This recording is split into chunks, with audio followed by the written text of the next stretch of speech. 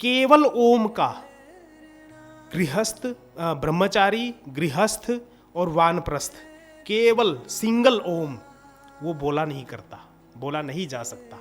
अच्छा हाँ, सन्यासी बोल सकता है। अच्छा। हाँ, आप इसके उच्चारण की अपेक्षा आप कल्पना करो कि आप ओम की आवाज सुन रहे हो, परंतु यंत्र से नहीं सुनना। या तो किसी वेद पाठी से सुन रहे हैं या किसी सन्यासी से सुन रहे हैं, ये मतलब विधान है। और उसको आप कल्पना करो कि उसकी आवाज आप सुन रहे हैं और अंदर कहीं बोलो, उसका जीभा से बाहर निकलना नहीं चाहिए। ये होता है विधान। ये जो आजकल सोकाल पंडित बोल लगाओ, विद्वान लगाओ, हाँ, बस ये कोई चल रहा पंगुआ है। पंडित कहते को कुछ हाँ कहता जी, है। हाँ जी, हाँ जी। तो ये जो सिखा रहे हैं तो बस इनको बस बस पूछो ही मत, कैसे समझाया जाएगा फिर? पूछो ही मत। और इसीलिए लोग तो उनकी बात सुनेंगे ना, आपकी सुनेंगे ना मेरी सुनेंगे। शास्त्र इसीलिए कहा है, गीता में तो ठोक कर कहा है, तस्मात् शास्त्र प्रमाणम ते। अर्जुन, शास्त्र जो बोलता है वही कर। अकेला ओम नहीं बोला जाता, किसी ना किसी शब्द के साथ पवित्र अवस्था में बोलो। और सन्यासी मंत्र बोले के तो बीच बढ़िया। में आता है, हाँ, को मंत्र जोड़ने मंत्र के के लिए तो साथ आएगा, ऋग्वेद में जितने भी मंत्र हैं। अच्छा, दूसरा, जैसे ओम नमः शिवाय, ये मंत्र है, परंतु ओम मैंने बोलना नहीं और द्विज मैं नहीं हूं, तो ओम बोलूं कैसे? सन्यासी भी नहीं हूं।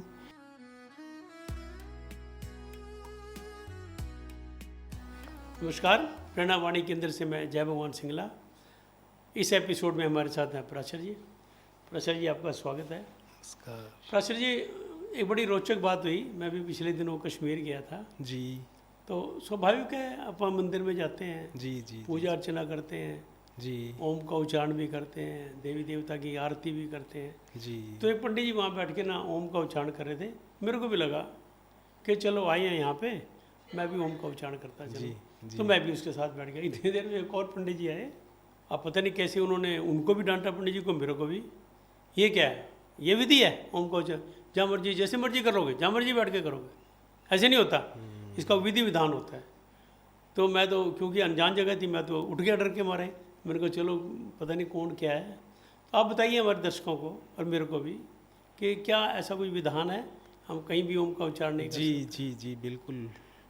देखिए, पिछले दिनों हम बात कर रहे थे कि जो वेद के मंत्र हैं वो हर कोई यदि बोलना चाहेगा तो वो फिर उसका परिणाम दुष्परिणाम हो सकता है। मंत्रों में बड़ी शक्ति है और ओम जो है वो प्रणव अक्षर माना जाता है। प्रणव, जिससे सृष्टि उत्पन्न हुई, ऐसा माना जाता है।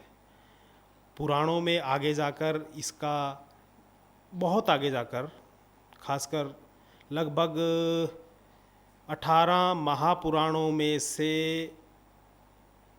बोलना चाहिए 50% में ये बात आती है कि प्रणव यानी ओम वो 3 अक्षरों से बना है, अ प्लस उ प्लस म। इनकी मिली जुली जो ध्वनि होगी वो गले में से जब निकलती है ओम करके, तो उसमें ये तीनों देवों का प्रतिनिधित्व करने वाले शब्द हैं, अकार, उकार, मकार। यानी कि ब्रह्मा विष्णु महेश, जिसको कहें गॉड, जनरेटर, ऑपरेटर, डिस्ट्रॉयर आज की भाषा में, वो सारी उत्पत्ति ब्रह्मांड की वो इस ध्वनि से, नाद जिसको कहें, उससे निकली है, प्रणव जिसको कहें। तो उत्पत्ति का जो प्रतिनिधित्व उच्चारित शब्द है उसको हम यूं ही बोलेंगे तो वो ठीक नहीं होगा, फिर वही बात आएगी प्रोटोकॉल वाली। इसलिए शास्त्रों में तो यहाँ तक लिख दिया कि केवल ओम का गृहस्थ, ब्रह्मचारी, गृहस्थ और वानप्रस्थ, केवल सिंगल ओम वो बोला नहीं करता, बोला नहीं जा सकता। अच्छा हाँ, सन्यासी बोल सकता है। अच्छा। हाँ, केवल ओम। इसीलिए हमारे लिए क्या है, हर एक ओम के साथ हम या तो हरि लगाएंगे, हरि ही ओम, या फिर कुछ और मंत्र का जो अगला हिस्सा होगा वो लगाएंगे। अकेला ओम ये बनाने की जो बात आई कि आप ओम का जाप करो, ओम का जाप करो, ये शास्त्र इसकी आज्ञा नहीं देता। खूब करते हैं लोग, खूब करते हैं, ऐसे खींचो, ऐसे करो। हाँ वो बिल्कुल बिल्कुल योगश्चित्त वृत्ति निरोधा से लेकर और जो चौथा उसका अपना योग दर्शन का है, उसमें पहले ही पाद में आता है कि जो प्रणव है उसका तज्जपस्य तदर्था भावनम, एक ऐसे करके सूत्र आता है। तो उससे पहले प्रणव की बात आती है। तो उसकी व्याख्या में शंकराचार्य ने और दूसरे लोगों ने भी, अलग अलग मध्वाचार्य और संप्रदाय के जितने भी लोग होंगे उन्होंने जो लिखा है, उसमें सबने यही कहा है कि सामान्य अवस्था में ओम ये ध्वनि, इससे बचो। अच्छा, हाँ, और बिल्कुल नहा धोकर, क्योंकि ये अल्टीमेट ध्वनि है।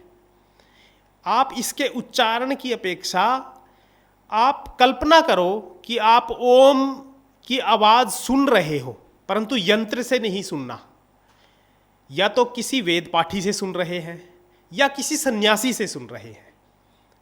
ये मतलब विधान है। और उसको आप कल्पना करो कि उसकी आवाज़ आप सुन रहे हैं और अंदर कहीं बोलो, उसका जीभा से बाहर निकलना नहीं चाहिए। ये होता है विधान। और आज तो हम यंत्रों में भी सुनते हैं, लाउड स्पीकर्स में भी सुनते हैं, और हमें सिखाया जाता है कि ऐसे ऐसे जोर जोर से उच्चारण हाँ, करो जोर ताकि से आपकी उधर आवाज़ 7 बार पहुंचे। करो, 9 बार करो, हाँ जी, 11 हाँ जी। बार करो, 3 बार करो। जब आप साधना कर रहे हैं योग की, मतलब आसन की बात नहीं कर रहा मैं, योग साधना जिसमें अष्टांग मार्ग भी आता है और ये जो 5 अंग हैं, ये सब बातें जब आती हैं, तब हम जब साधना कर रहे हैं और फिर धीरे धीरे कंसंट्रेशन कर रहे हैं, तो अंदर से ओम किसी न किसी शब्द के साथ उच्चरित होना चाहिए। तब जाकर हम ध्यान धारणा समाधि तक हम पहुँचेंगे, समाधि तक। परंतु डायरेक्ट यदि, क्योंकि अल्टीमेट है वो, यदि डायरेक्ट हम वहाँ तक चले गए तो वो हमारे लिए नुकसानदायक हो सकता है। वो अतिशय पवित्र है। तो प्रश्न जी, जो आज तक हम करते रहे उनका उच्चारण, नहीं क्या नहीं, तो वो नहीं हमारा नहीं सारा नहीं, निष्फल जाएगा? नहीं नहीं, जब तक या हमें पाप भी साथ में लगेगा? नहीं नहीं नहीं, ज्ञान नहीं होता जब तक, तब तक उसको हम मतलब वो कहते हैं ना, देवता भी फिर माफ़ कर देते हैं। पर इसलिए हमारे यहाँ ये जो पौरोहित्य कर्म आया ना, पुरोहित, अब तो क्योंकि ये परंपरा छूट गई, वो घर घर जाकर बताया करता था इन सब बातों को। गांव में हमारे ऐसे होता था। हाँ जी, वो सब बातें बताता और था। बड़ी कदर करते थे पुरोहित की। हाँ जी, पुरोहित जी आगे जी, गांव में लगाते नहीं थे, लेकिन पुरोहित के आगे और मास्टर के आगे जी लगाते, मास्टर जी पुरोहित जी। हाँ जी, हाँ जी, आओ जी, आओ जी। क्योंकि वो उस तरीके का शिक्षण घर घर जाकर दिया करता था और वो हमें ये सब बातें पता होती थी। हमारी जो पूर्वजा हैं उनको ये बात पता है, परंतु हमारे बिल्कुल जो पहली पीढ़ी के हैं, मेरे से पहली पीढ़ी के, उनमें से गायब है, क्योंकि उस समय में ये पौरोहित्य और ये सब चीज़ें चली इसलिए गई, हमारे जीवन से भी गायब हो गए। जीवन से भी गायब हो गई चीज़ें। बड़ी महत्वपूर्ण चीज़ें थी और ये बड़ी संवेदनशील मामला है। ये चूँकि जो हमने कर दिया उसका प्रोक्षतः कर दिया, उसका थोड़ा कुछ तो परिणाम जरूर मिलेगा। पंडित जी, आपकी बात काट के बात करना चाहूँगा। हाँ जी, ये जो आजकल सोकाल्ड पंडित बोल लगाओ, विद्वान लगाओ, हाँ बस ये कोई चल रहा है पंगुआ जी। पंडित कहता है, कोई कुछ हाँ कहता जी, है। हाँ जी, हाँ जी, तो ये जो सिखा रहे हैं, तो बस इनको बस बस पूछो ही मत, कैसे कैसे समझाया जाएगा फिर? पूछो ही मत। अब इसीलिए लोग तो उनकी बात सुनेंगे ना, आपकी सुनेंगे ना मेरी सुनेंगे। शास्त्र इसीलिए कहा है, गीता में तो ठोक कर कहा है, तस्मात् शास्त्र प्रमाणम ते। अर्जुन, शास्त्र जो बोलता है वही कर।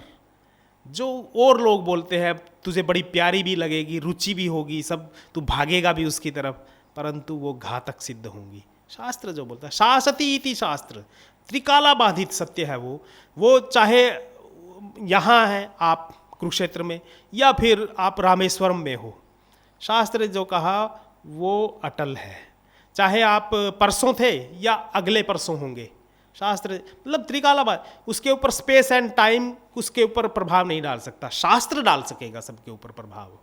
और शास्त्र बोलता है कि अकेला ओम नहीं बोला जाता, किसी ना किसी शब्द के साथ पवित्र अवस्था में बोलो। और सन्यासी मंत्र बोले के तो बीच बढ़िया। में आता है, हाँ, को मंत्र जोड़ने मंत्र के के लिए तो साथ आएगा, ऋग्वेद में जितने भी मंत्र हैं। अच्छा, दूसरा जैसे ओम नमः शिवाय ये मंत्र है, परंतु ओम मैंने बोलना नहीं और द्विज मैं नहीं हूं, तो ओम बोलूं कैसे, सन्यासी भी नहीं हूं। इसीलिए उन्होंने नमः शिवाय ऐसा बोल, आप बोल सकते हैं। जो द्विज को ओम नमः शिवाय बोलने में फल मिलेगा वो आपको नमः शिवाय बोलने में मिल जाएगा। जब फल एक मिल रहे हैं तो फिर शास्त्र की क्यों नहीं मानते हम, क्यों उसका इतना हम पूर्वाग्रह रखते हैं कि जैसा वो बोल रहा है हम भी वैसा बोलें। अरे तेरी ताकत नहीं, वो उस तरीके का तेरा पात्र नहीं है, तो क्यों हट कर रहा है उस तरीके से। वो बातें मतलब सोचनी पड़ेंगी। देखो ये कितनी सत्य है और कितना वो है वो हम नहीं जानते, परंतु शास्त्र जो बोल रहा है, क्योंकि हम तो जो बातचीत हमारी चल रही है वो जो चीज लिखी हुई है उसके ऊपर, हाँ प्रमाणिक जो बातें हैं उसको हम देख रहे हैं। वो आप जाने कि वो कितनी है कैसे है, वो दर्शक भी देख रहे होंगे, वो जाने वो, पर ये प्रमाणिक है। हम इसका रेफरेंस दे देंगे यदि आप कोई लेंगे तो।